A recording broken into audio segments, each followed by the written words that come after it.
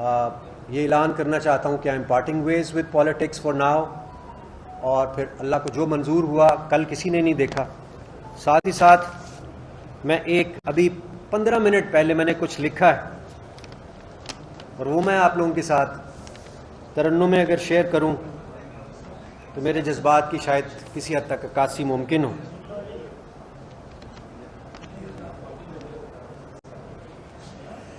जो राहे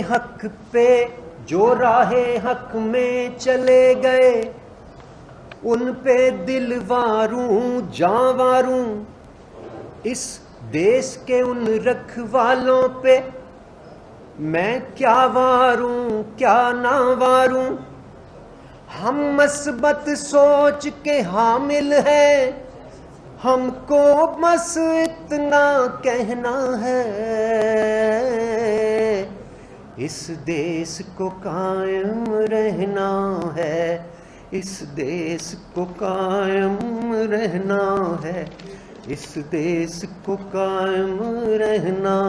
है, इस देश को कायम रहना है।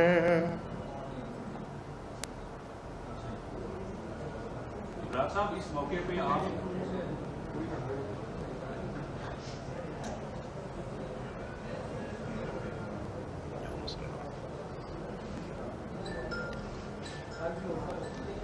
इमरान साहब, इस मौके पे आपने